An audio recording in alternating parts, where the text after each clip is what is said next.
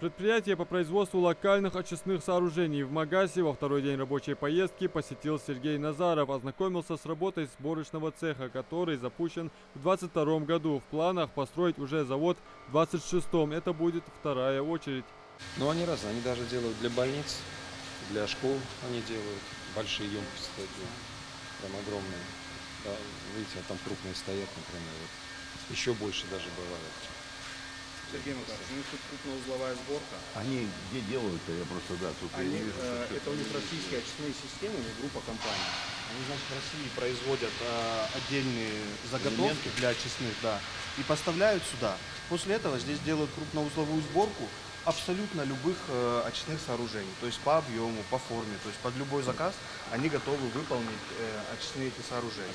Уже в Карабулаке замминистра экономразвития посетил несколько площадок. Первая располагается на месте будущего завода по производству бытовой химии. Объем инвестиций более 100 миллионов рублей. Планируется создать до 40 рабочих мест. Объем продукции до 19,5 тысяч в год. Генеральный директор Рукман Арчаков рассказал о договоренностях с иногородними представителями российского рынка по реализации продукции. Так как у нас рынок сбыта уже готов, мы как бы не то чтобы просто там хотим завод построить, а потом начать там где-то искать покупателей. Нет, мы после того, как здесь, дай бог, построим завод, то есть у вас уже есть понимание по рынку сбыта? Конечно, поэтому, конечно. Что именно технология производства-то в чем? Но вся линейка будет бесфосфатной и гипоаллергенной. Ну, в принципе, она так и есть в данное время. Вы Наши. здесь будете производить фасовку? Например, если вдаваться в подробности, пятновыводители, кондиционеры в России пока сложно сделать, потому что нету ингредиентов кое-каких. Но порошки... То есть вы завозите да, если и вот, фасуете? Да, это частично. Часть будете что-то здесь, Конечно. соответственно, микс делать, ну, доводить Да, до кондиции конечно, и тоже упаковывать, да? Да, отбеливатели, порошки стиральные, жидкости для мытья посуды будут делаться здесь. Но пятновыводители, спреи для ванной, для кухни, огромные, их 82 наименований, их здесь пока не сделать. Здесь же в торжественной обстановке заложили камень по строительству уникального объекта промышленности, который в дальнейшем, как ожидается, внесет вклад в экономику республики с увеличением рабочих мест и возрастанием объема выпускаемых товаров. Я благодарен ребятам, которые выступили с такой инициативой, и мы с своей стороны сделали все, чтобы эта инициатива в кратчайшие сроки была реализована. Особо хочу подчеркнуть, что инициаторы вкладывают свои собственные деньги. Это тоже немаловажно в нашей вот сегодняшней экономической ситуации. И думаю, что проект, который мы сегодня здесь открываем, он даст начало и многим другим смежным производствам. Я думаю, с увеличением объемов производства возникнет необходимость и открытия соответствующих производств, продукцию которых мы пока покупаем в других субъектах или за рубежом, производить на территории Республики Ингушетия. А это значит хорошие перспективы развития.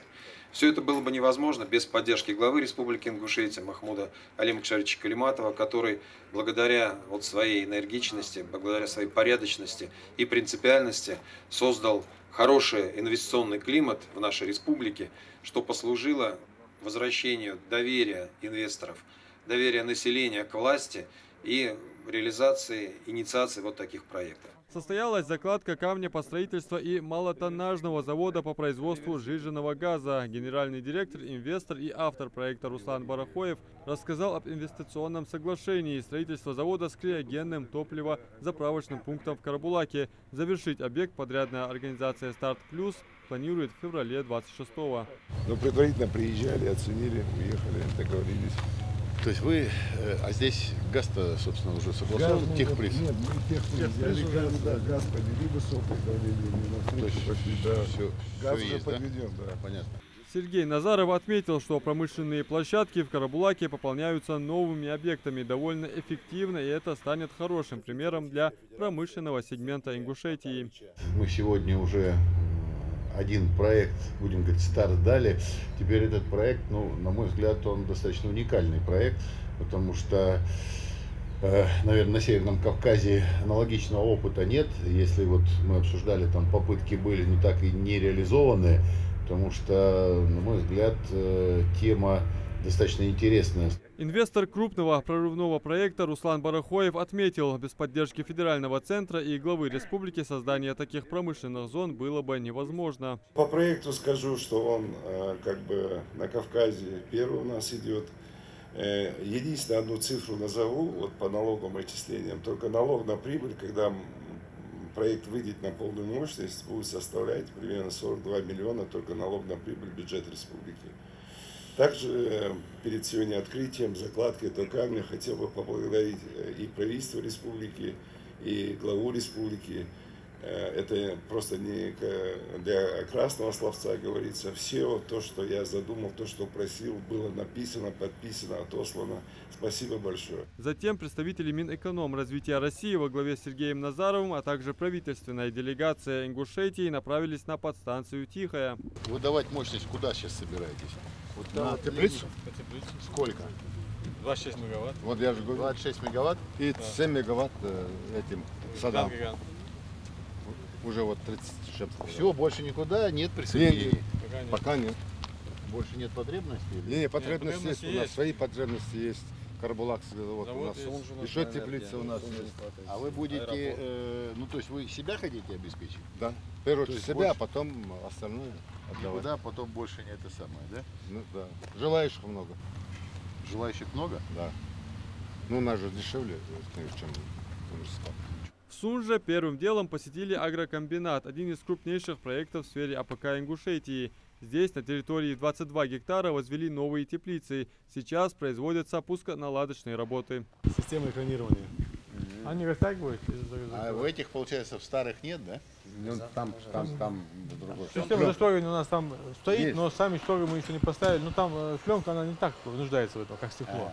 Да, и здесь еще, жарко летом. да, а еще здесь есть система забеливания. У нас есть специально купленный аппарат, который забеливает и потом моет. Когда слишком жарко, мы крышу забеливаем. Да. Есть. Забеливаем полностью крышу, а потом, когда осенью... специально господа, и потом моется. Смывается. Да, смывается. Далее, делегация побывала уже в авиагавани республики, которая носит имя первого героя Российской Федерации. Директор аэропорта Магомед Цуров поделился с замминистра экономразвития страны необходимостью строительства международного терминала, ремонта взлетно-посадочной полосы и строительства топливно-заправочного комплекса. Строительство нового терминала. Новый терминал? Да. Международный. Да. Международный. То есть с 21 года. Сейчас терминала нет вообще международного, да? Пункт пропуска есть, нет? Нет, еще нет. Вообще. Сейчас проектирование заканчивается. То есть терминал. Цена вопроса 517 миллионов. миллионов. Это не так много. Что еще? 517 миллионов это на в этом терминале сделать пункт пропуска. Завершая рабочий визит в республике, Сергей Назаров отметил успехи промышленно-экономической зоны Ингушетии, а также касаемо реализации прорывных проектов. Понятно, что у нас по факту достаточно хорошая сеть аэропортов в целом в СТФО. Здесь, на мой взгляд, необходимо искать варианты загрузки аэропорта, потому что тот пассажиропоток, который есть, он точно не стимулирует инвесторов к тому, чтобы заходить сюда, вот этот аэропорт. Ну и тут есть некие нюансы, связанные вообще с перспективой аэропорта.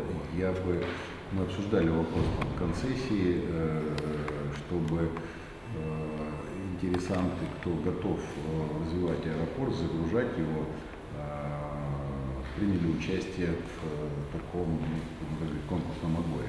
За 2 дня рабочей поездки в Ингушетии Сергей Назаров посетил площадку простаивающего кавдоламитового завода и будущего всесезонного туристско-рекреационного курорта Арымхи, также комбинат детского питания, и оценил перспективы развития алюминиевого кластера в Али-Юрте. В Магасе побывал на стройплощадках IT-отеля и торгово-развлекательного центра. Адам Мережков, Султан Магушков, Молодгири Ахильгов, Магас 24.